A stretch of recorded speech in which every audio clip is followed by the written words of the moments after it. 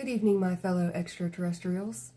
So, we are almost caught up to all the blogs on the website.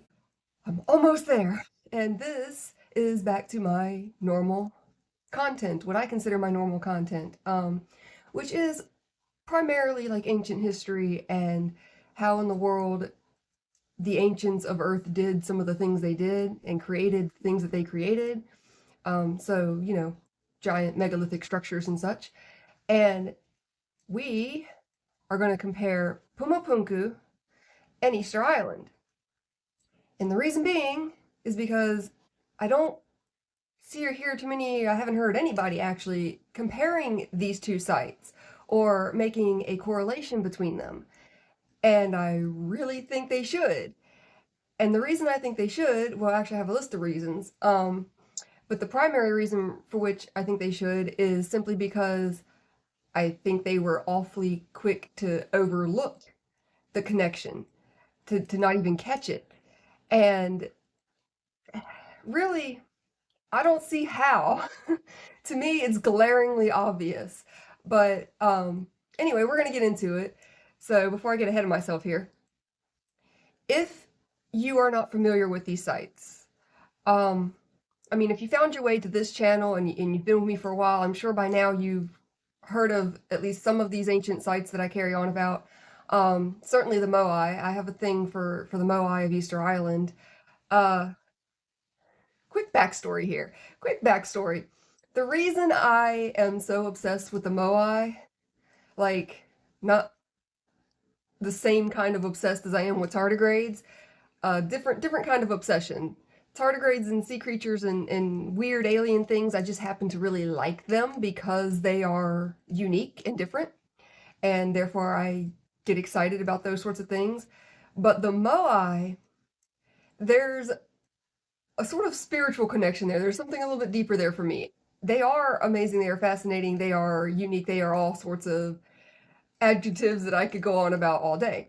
But for me, I have a bit of a personal interest in them because when I was a child, like around the age of four-ish, 3, 4, somewhere in there, I had modeling clay and I made a little, like, it looked like a little moai. But at the time, I had never heard of these things, had never seen them, never heard of them, knew nothing of Easter Island. I was a child. But I made this little thing and I called it Fred and I carried it around with me everywhere. Fred made it all the way into my teenage years. Okay, Fred made it all the way to my final foster home. I was 16 before I lost Fred. Like, Fred made it all the way through all the shuffling about and all the various homes and everywhere, here, there, everywhere. Fred was always with me. And I was 16 when Fred finally, what had happened was I left Fred in my pocket and my clothes got washed and dried and there went Fred. So then, of course, by that time, I mean, I was 16 when that happened. And by that time, I knew what Moai were and was completely obsessed with them because of it. Because I think I had not known about them for very long when that happened. I don't remember exactly how old I was when I found out they existed, but the first time I saw, and it was in like a Discovery magazine, I might have been 14 or 15, so it may have only been like a year or two that I had known about them because I was just enthralled with Easter Island instantly because of seeing the Moai. And I remember in my final foster home, in this home, my parental figure of the time, he decided that since I liked reading and I liked science and I liked ancient history and I liked all these things, that he would get a Discovery magazine subscription for me. So I have all these old Discovery magazines, and one of the issues did a thing on Easter Island and had the Moai on the cover. And I saw that and I might have maybe got a little carried away because to me, I saw a whole island of Freds. And so there's the backstory for why I'm so obsessed with Easter Island, because I had never seen it, never heard of it, and it just instantly, I loved the Moai. And then the more I found out about it and the more lore I learned the more fascinating it became for me. Now, that is not the reason behind this video. The reason behind this video, I mean, I could make all sorts of Easter Island and Moai videos just because I want to. I could carry on about it indefinitely and find all sorts of subject matter to get into, I'm sure. But the reason behind this video is because I did happen to notice a correlation between Easter Island and Puma Punku, and when I went searching to see, if anybody was talking about this correlation, if anybody was in the scientific community, if anybody was exploring connections between the two, if there was any information to be had on it, I couldn't find anything. I couldn't find where archaeologists or scientists or anybody was talking about this, and I thought, well, that's a little odd. I mean, all of these scientists and explorers and archaeologists and scholars and writers and people in the fringe theory community, and nobody's talking about a potential connection between these two places. Why? This isn't even like as obscure or bizarre as like people talk about the connection between Bigfoot and the Mothman, and that's a whole nother thing.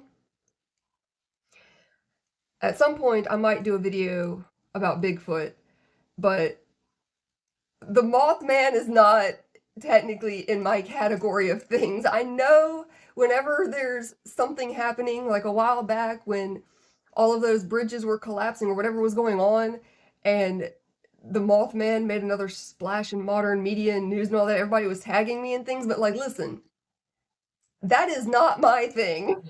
Not the Mothman. I know I like X-Files and I like weird things, but I understand where the fiction line is drawn, and I'm sorry, but like, listen, I am as open-minded as anybody, and I will take opinions and thoughts and questions on anything. But the Mothman, I personally am not a believer in the Mothman, okay? I have no interest in the Mothman. So that's something entirely different. Now, Bigfoot, on the other hand, I can find scientific justification for the potential for such a kind of creature to exist, and that's a whole different video too. Not related to this. But the fact that people talk about connections between those two things all the time, and I can find an abundance of information on that, but not on a correlation between Puma Punku and Easter Island, well, I had to change that. So I had to make this video, I had to make a blog, I had to point out some of the things that I noticed, because I think there is a connection. I think there, at one point in time, was a major connection in ancient history between these two, and like these two locations, I think, may have been either built by the same people, or perhaps the predecessors of the same people, like maybe the two different cultures had branched off from one original culture, or at the very least, they likely existed at the same time and were in communications with each other. I mean, let's start with proximity. I'm not going to do this video in order that I did the blog as far as the connections go. I'm a better writer than I am a speaker. Sometimes when I'm explaining things and describing things, I just sort of wing it. If you couldn't tell by how I get easily distracted and veer off topic all over the place, it happens. I can't do a scripted video, so I have to follow my own train of thought when speaking. And we're going to start with proximity. I think it was maybe like the third example I gave in the actual written blog, but we're going to start proximity because some of you may have noticed, I don't remember when I did this, a while back, several months back, long before this video, long before the recording of this video, I did like a little, it's like a little silent short that popped up on my YouTube channel, out of context. No nothing, no me explaining it, no written definition, no nothing. And the reason that little, I think it's like an 8-second clip. It's a little, just a quick sort of Google Earth from here to there clip that popped up on the channel as a short.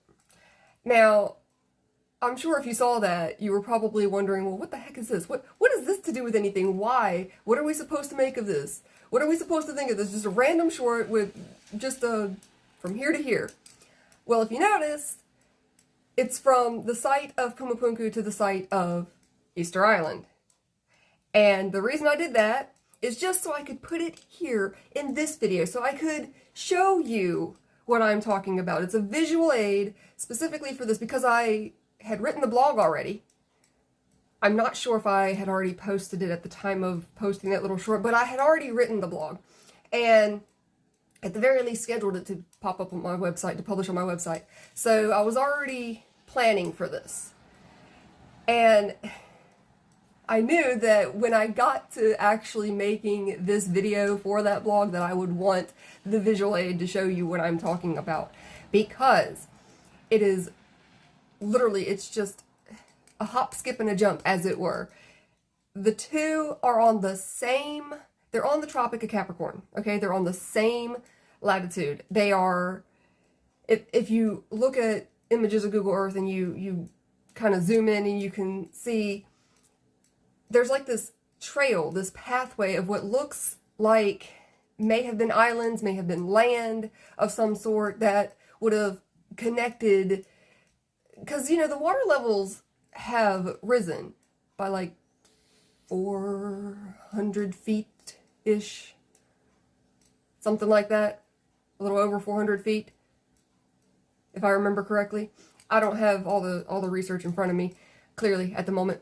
I'm trying to do this from memory, but the fact of the matter is, it may have been possible to walk from one location to the next at the time. When archaeologists date ancient sites, they are kind of guessing. It's educational guesses.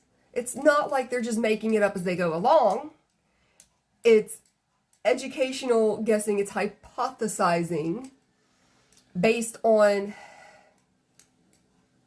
evidence, not necessarily the kind of physical evidence that we would like to have, what we might consider proof. It's not, like, we don't have, like, the aha or the what is the term? What is the expression that is used? The smoking, I don't know if I can say that word and not get in trouble anymore. You get what I'm saying. We don't have, like, the actual 100% beyond a reasonable doubt proof when archaeologists are putting timestamps on things, as it were. They are estimating, usually based on weather patterns, and so sometimes they use things like erosion and they use that sort of thing. If we can find organic material underneath something, like if they uncover organic material while they're excavating a site, then they can carbon date that, and that gives them an idea. But the thing is,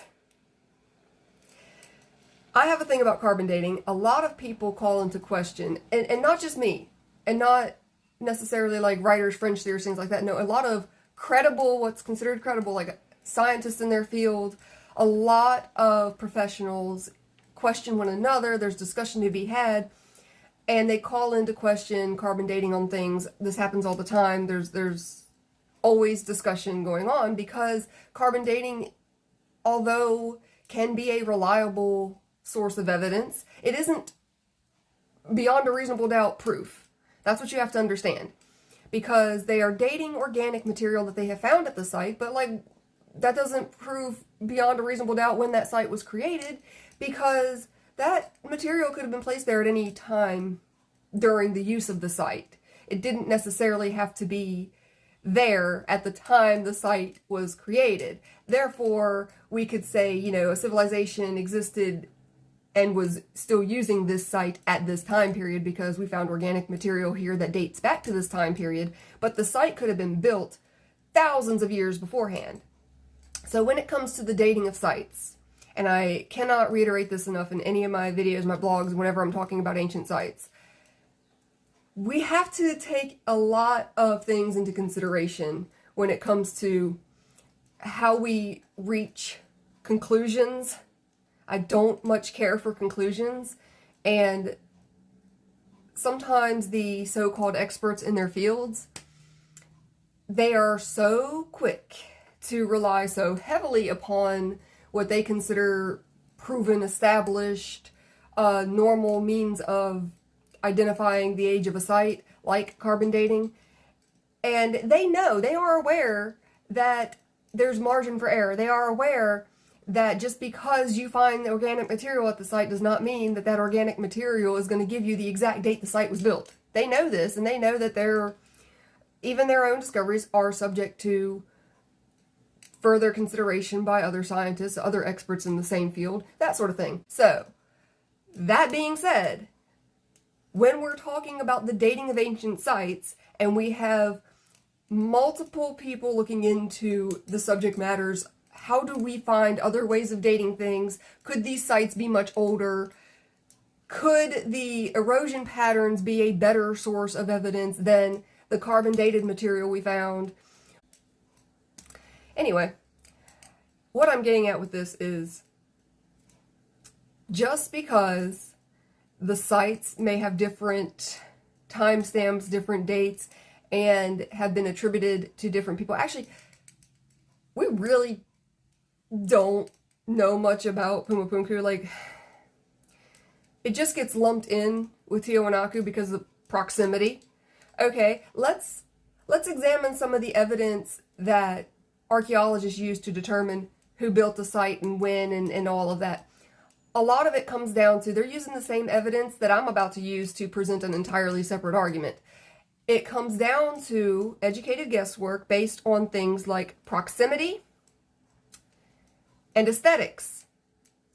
Because if they know a certain culture, or if they think they know, if they are comparing things found at a location belonging to what has been attributed to one culture, the location in which one culture lived or thrived at the time period, if they are finding the same sort of aesthetics in another location, they're thinking, well, this probably goes with them. They had a thing, like they do with the Minoan. They find bulls, they think Minoan, right? Because aesthetics. You find bulls, you think Minoan. Doesn't mean the Minoans were the only ones who had a thing for bulls. But you see where I'm going with this. So sometimes they're like, well, these people had this color scheme, or they did carvings of this. They're known for doing this. We think Egyptians when we see the hieroglyphs and stuff, right? Okay. So that's aesthetics. That is the circumstantial evidence of aesthetics. And when I say circumstantial, it's because we cannot prove beyond a shadow of a doubt that these people did this. We don't know. Somebody else could have done it, and these people came along and adapted to it, which is another argument I make all the time for different things, because what you think just because it was the ancient times and ancient ways, like you think they all just stayed to themselves? No. They were interacting with one another. They were traveling. And if they saw something that, like, you don't think they were emulating, just like we do today. We see something in another culture we like. Well, I like that. I'm taking that back with me. I'm going to borrow that. I'm going to do the same thing. I'm going to copy it. I'm going to steal it. Whatever. We do that still today.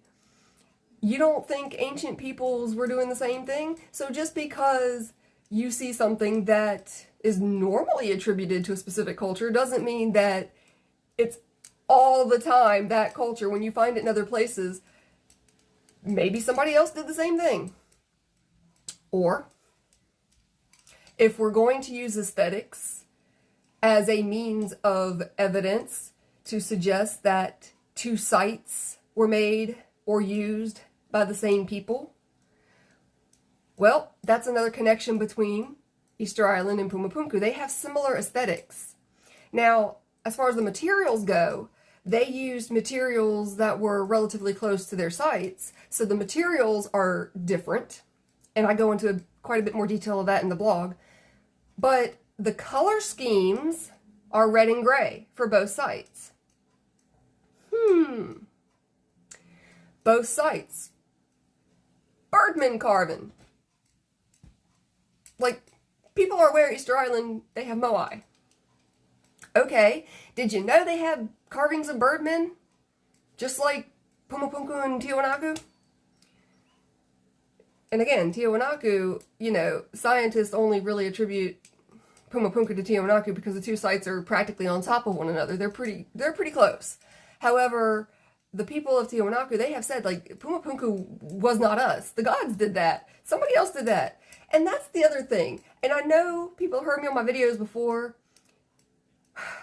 When modern scientists encounter people who are the descendants of the people that were there, you know, when a certain group of people have survived over the years and their descendants still remain at those sites, when they encounter people and they say, no, this wasn't us, whether they're saying it was the gods or it was somebody else, whoever they're saying it was, if they are saying it wasn't us, I listen to them.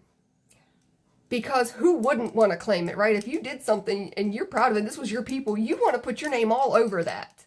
But if you're coming across people that are saying, we don't know, we have our own ancient legends and stories and explanations that our ancestors told us because they didn't know, or because these are the different people they encountered somebody different and they thought they were gods or they thought they were whoever.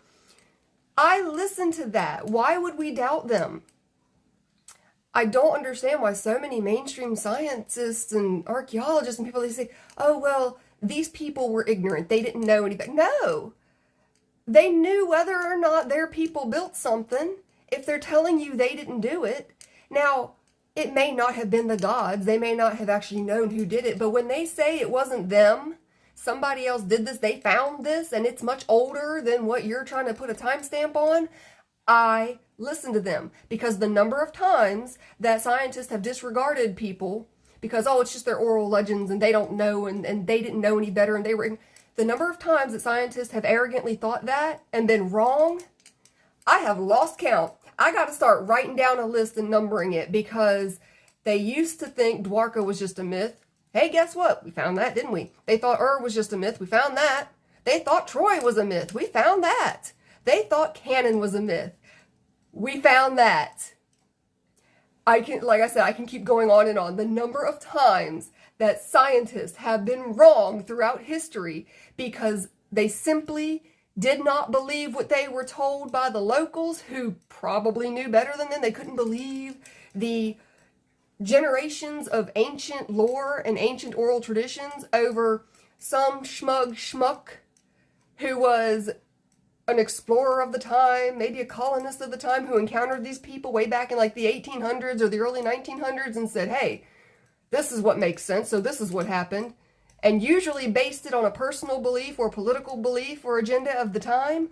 Let's think about this for a minute. How much of our history has been written into fact because it was based on the religion of the time, was based on a Catholic belief or a Christian belief that was taken over way back in when, or it was based on the political understandings of the time, like they came across something and they, women could not be in charge, women could not have power, we can't let this be, we're going to rewrite this, we're not going to allow this, we're going to change this history, that can't be, no. The number of times that has happened throughout history has allowed for enough, like if this was a trial in court, at least in the U.S., I know the U.S. laws here, if this were a trial in the court in the U.S., this is what we would call reasonable doubt. You cannot be convicted if there's reasonable doubt. Okay, well, guess what? You cannot write the current history into conviction. You know why? Because so much of it has been just given, told to the people by someone who had enough chemistry and reputation at the time that everybody just believed this person. But, like, nobody questioned it. Not enough people called it into question. It just got retold so many times. It got printed, put into fact, and retold so many times that this is what we have to go on. Instead of just believing what you're told all the time, why not go ask questions? Why not explore for yourself? That's what we should be doing. We should really be doing more of that in this day and age. Instead, we're all just addicted to our phones and Google. And who writes Google? People. Where do people get their information? Well, they're not getting them from books anymore, are they? So maybe we should do a little more reading of ancient books and ancient texts and exploring and going, how did this person come to this conclusion? Researching where the original facts came from and questioning those, because we have Egyptologists who have been called into question, not just the modern ones. I'm not talking about the modern scandals here. That's a whole separate thing entirely, and I tried to avoid that particular conflict. I'm talking about desperate times and desperate measures. There's a certain Egyptologist from the 1920s who, the ones, oh man, I am so bad with names. I'm sorry. There's that ADHD. Tell me you have ADHD without telling me you have ADHD. So, I can't remember this person's name. He's the one who found the cartouche, supposedly, in the Great Pyramid, and that is why we believe that these were for the kings and all that. Like, no, no, no, no. It has been called into question because no other cartouche has been found, and there's ample evidence to suggest that he or his team or somebody at the time period may have fabricated that evidence in order to get additional funding because they were running short on funding for their research. So when it's something like that, and you have to think, that happens in modern times where maybe the pressures of producing results in research have caused someone to do something less than honorable in order to get additional funding. So you also have to be mindful of that sort of thing happening throughout history.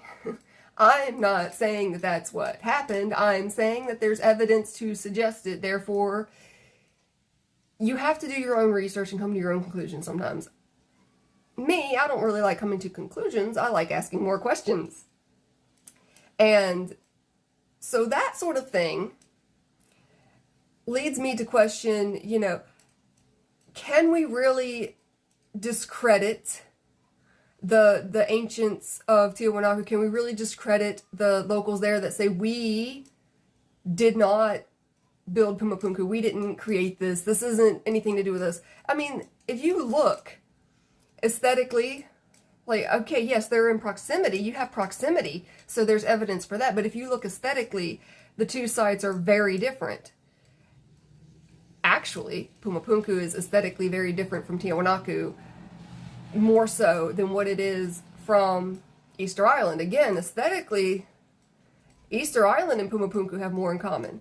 And the thing is, nobody really knows how the disarray of Puma Punku happened, if you will. It kind of looks like it just got knocked out of the sky or knocked out of Lake Titicaca, assuming that that Lake Titicaca was even around at the time. We don't even know. Like, that lake may have formed after the destruction of Puma Punku, because here's the thing.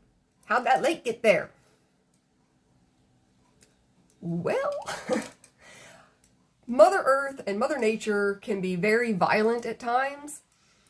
So, volcanic eruptions, tsunamis, tidal waves, all sorts of things happen, which lead to the destruction of things and the relocation of things. New lakes appear in higher elevations. Sometimes you have ice ages and things melt and things happen. So there's all the time, all of these throughout history, these constant changes that occur. Now, that being said, it gives us a lot to consider.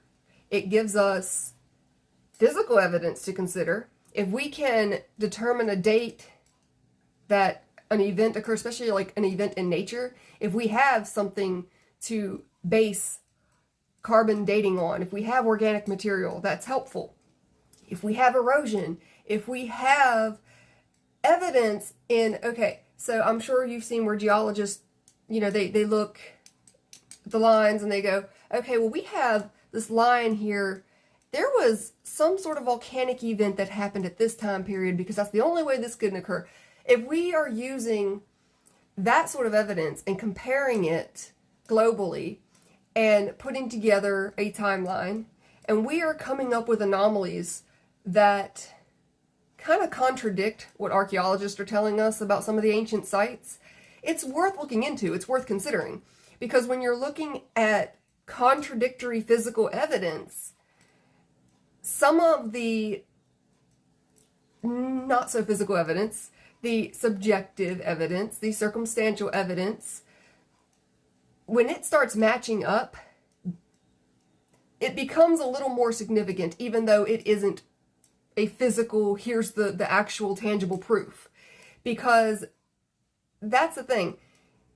If you have physical evidence that does not line up with what we think we know, and it just doesn't make any sense, it doesn't work, it is somehow conflicting, but you have sky charts, or you have old tellings, old oral traditions that give a better, more plausible explanation that happens to line up better with the timelines, why are we not considering this?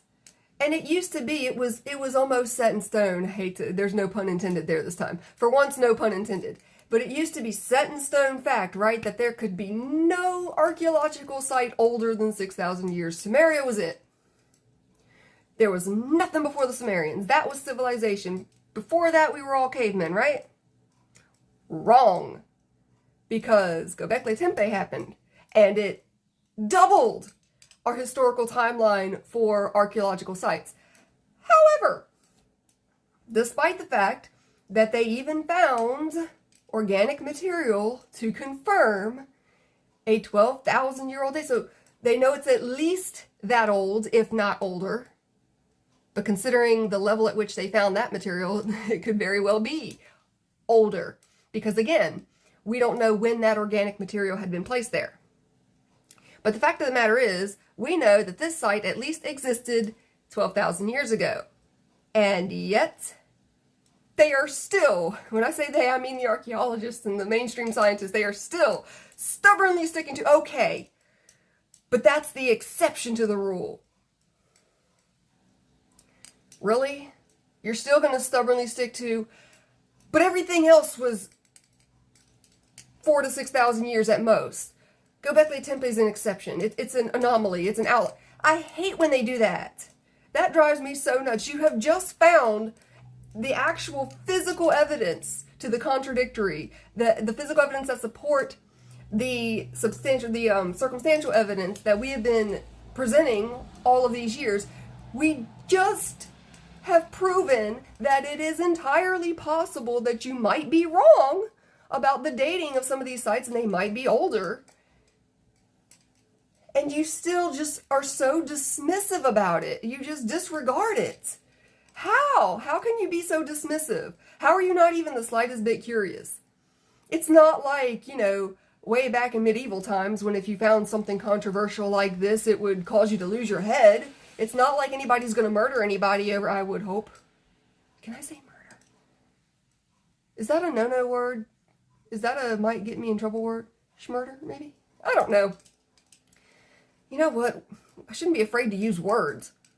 I really shouldn't have to worry about what words I'm using when describing things on my own channel here. Anyway,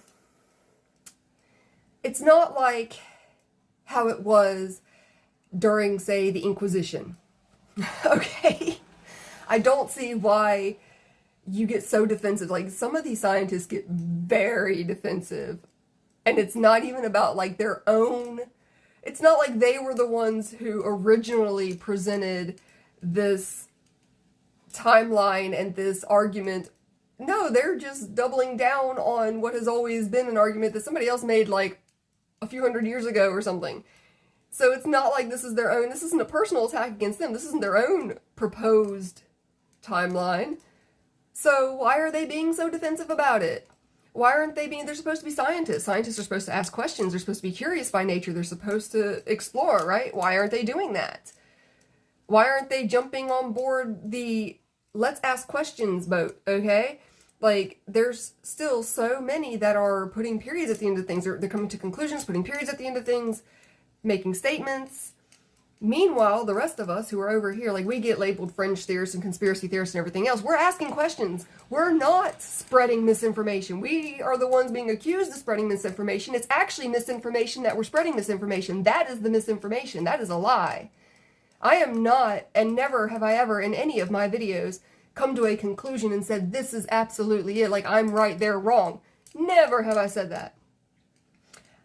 I encourage other people to think. I want people to ask questions. I am all the time saying, I know that I don't know. I'm quoting Socrates. I'm over here begging you to argue with me. I want a debate. I don't want you to agree with me.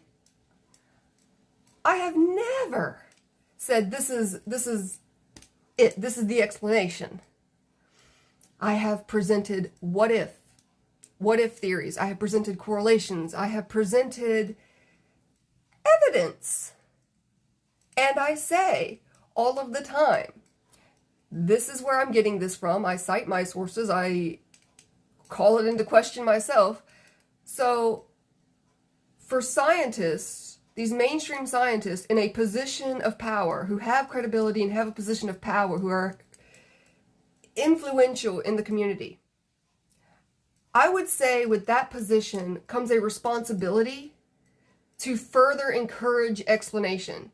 The only reason that I can think of for shutting other people down and for being so defensive is that you're worried that your position is somehow potentially threatened by others. Nobody's after your job. It's not going to harm you in any way. There's no reason why you can't be supportive and uplifting and also encourage further exploration, because we work better when we work together, when we debate things together, when we ask questions together. And if we're working on things together, and especially all of us from all the different countries of the world coming together, we might actually have enough of an argument, enough means, enough people pooling the resources to have the funding and the equipment and whatever we need to further explore the places we want to explore, to do the experiments we want to do. We wouldn't have to compete. We wouldn't have to make presentations for sponsors. We wouldn't have to go through all of this. It would be so much easier if we worked together rather than against one another. Because, okay, it may seem silly for someone like me out of nowhere, especially, my credentials primarily, like my credentials as a scientist are a little bit on the lower scale. As a writer, they're up here, but as a scientist, I know what my degree levels are. I know what I've completed and what I've done and where I am with that. I am not considered an expert in any of my fields. It's one of those things where, like, you have some scientists who are, like, the authority of their field because, like, they put all of their education and their time into that field. That is their thing, their one thing, and they are an expert in that. And then you have people who have experience and degrees in multiple fields because we have multiple interests. So I'm not an expert in any one thing. I know a lot about many things, but I'm not an expert in any one thing. And I don't care if you are an expert in your one thing. I don't care if you happen to be the person on the planet that knows the most about your potential subject matter. You still don't know everything. Okay, nobody does, because we know we don't know. So I just think it would be far more beneficial if we all worked together instead of against one another and weren't so competitive. I don't see a need for it. I do see a need for debate. Debate and argument in a respectable manner is a good thing. And I am for it. So when someone like me comes along and says, hey, I happen to notice these things about Puma Punku and Easter Island. Could they be related? Could there be correlations? Could at the very least they have been like friendly trading neighbors? They don't necessarily have to have been made at the same time or by the same people. I do think both sites are significantly older than the dates that have been placed on them. That I will say. I do not believe the dates on either one of those sites. I think those are two sites. I have a list of sites that I think are way older than the 6,000 year mark and much older than the dates that they've been given. And then there's a list of sites that, no. Like, I can argue both sides. I'm somewhere in that middle ground, and I tend to be the voice of reason. I tend to mediate between the two sides. Because here's the thing, right? A lot of times, those who are with me on the whole, like there was maybe one or more cultures that existed way back in the day, way longer than what we thought, and what mainstream scientists are saying. Those of us who believe in like a pre-existing culture that thousands of years old, like possibly thousands of years older than the Sumerian culture and then on, well, a lot of people believe that that same culture is responsible for like all of the ancient sites, or things that I don't think that they were responsible for. Things like the Sphinx. In my video about the Sphinx, there's an oldie, that goes way back, I said I didn't think that was as old as everything else. Now, I don't even think it's as old as everything else at that site. There are ancient megalithic structures and ancient sites that I can see the argument, like they have got to be older than what is said, going way back. And then there's other things that I go, maybe not. Maybe 2,000 to 4,000 years, I can see that. And that's because you have to realize, we are not the first people to have come across these things and gone, hey, that's magnificent. We are not the first people to be fascinated by these. So when the Egyptians came across things, when the Sumerians came across things, when other ancient cultures came across things, they did build their own. Imitation's the #1 form of flattery, right? They did find a way to create their own. And maybe they still had some of the ancient knowledge of the time. Maybe they are the descendants of those who came before them. In Hindi, there's, they're called yuktas, right? We're in like the 4th yukta. What happens is, like, you start off in every cycle, like existence and creation and all that goes in cycles. And you start off every cycle, like you have, the people are smart. The people are intelligent. We have 100% of the knowledge or whatever we're starting off like. And as you traverse through the first cycle, you lose about 25% of it. You lose. You don't gain knowledge as you continue onward in the cycles of existence, right? So you start off with 100%, you end up at 75%, then at 50, then at 25. If we are in the 4th yukta, we've only got about 25% of the knowledge that our cycle of history started with, which further, I mean, this is a particular belief system. This is the Hindi one, and this is more into my personal thinkings as well. I would tend to agree with that. I think we've only got about 25% of the knowledge that our ancestors probably had. Again, I say our ancestors were way more intelligent than we are and way more capable than we are. So they probably had all sorts of magnificent things other than the surviving megalithic sites and structures. And they certainly had the understanding to create these things and the ability to do so without harming the planet. Like, everything we create, our technology is awful. It's toxic, it's awful, it harms the planet, it harms us, everything. And yet they left behind these longer lasting, massive megalithic structures that are so mathematically precise, and things that we can't accomplish this today. We can't do it. With everything that we can't do it. And that is why it's so impressive, and part of why I continue to make the argument that they are way more intelligent than we are. That being said, when we go back 6,000 years to the Sumerians and the Babylonians and the ancient Egyptians and all that, when they were doing this, they probably had at least some of that residual knowledge and that residual understanding of their ancestors. They probably had some of the understanding, at least some of the history of their people survived, right? So, again, when we encounter these survivors, these remnants of these ancient cultures, and they're telling us, you know, my ancestors said this is where we come from, why are we not listening to them? They might know more than we do. They might be onto something. But mainstream scientists, you know, they can be set in their ways, they can be stubborn, they can be unchangeable, even when you ask them questions. I don't think a scientist should ever disregard a question, okay? No matter how silly it might seem. Same thing with me. Like, I don't disregard questions about the Mothman. If you're going to come at me with questions about the Mothman, I'm still going to entertain the discussion. Why? Because I know that I don't know, and I would never just automatically shut it down. I would never do that to someone. If you're going to ask me questions, even about a subject matter that me personally, it is not my thing, but I'm still not going to shut it down. because I never know when a question that someone's asking me, even about a subject matter that I don't particularly care for or have much faith in or don't believe in myself personally, I never know when it's going to trigger inspiration for another thought. And that's what's important. That's why questions are important. And so when someone like me is presenting questions about these archaeological sites, don't get defensive about it. Don't just assume that someone is challenging the timeline and the known established facts and spreading misinformation or any of that. Don't do that. Look at it yourself. Ask the question. Maybe you don't have time in whatever it is you're doing, and it's certainly not in passing. Like if you're at a convention, you're at a presentation, you're wherever you are, maybe you don't have time in that moment to consider the question, but you don't have to be rude and you don't have to shut it down and you don't have to discredit it right off the bat. Einstein used to do that and it drove me nuts. You don't want, that's a rant.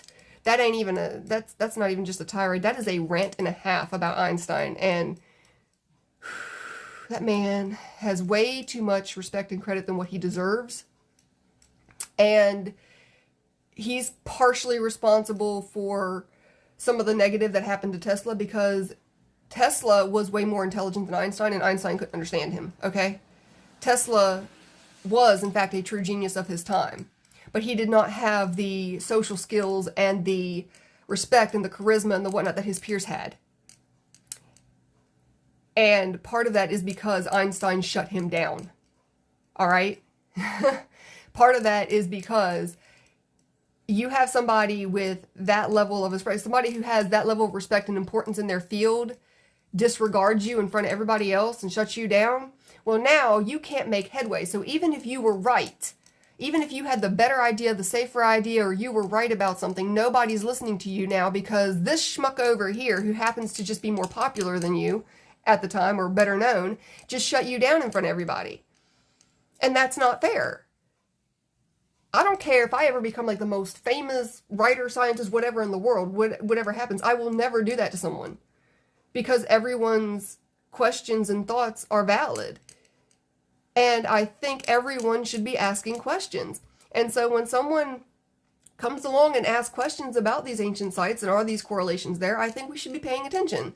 And I am asking archaeologists to pay attention, because I do think that there's correlations to be had here. Now, what those correlations are? Well, proximity and aesthetics primarily. Proximity and aesthetics. So Puma Punku and Easter Island have the potential to have been in communication with one another at the very least. Have the potential to be the origins for where, like, we don't really know where the descendants or where the people of Easter Island came from. Like, you have the Rapa Nui there now, and they're saying, oh, we got here, there were giants here. And that goes, again, when somebody, the people of the area, the locals are telling you their oral traditions, don't dismiss it. I know scientists and scholars all around the world, like, there's this long history of this habit of dismissing these stories about the giants. But why do so many of these ancient cultures have stories about the giants? Who were the giants? The global culture of the giants, they were everywhere. Everywhere you go, there were giants. Okay, if the giants built the Moai and the giants were there before the Rapa Nui people, were these same giants the ones who built Puma Punku? Were these the ones who the Tiahuanacans called the gods? Maybe there's a connection there. That's all I'm saying. Anyway, I'm a lot more organized and detailed and focused in the actual blog than what I was in this video. I think I need more coffee. Note to self. And just something that for the rest of you to remind me of. By all means, if ever you watch one of these videos and I'm all over the place, feel free to comment and remind me, hey, maybe have some more coffee and like self-medicate that ADHD with some coffee before you do your next video.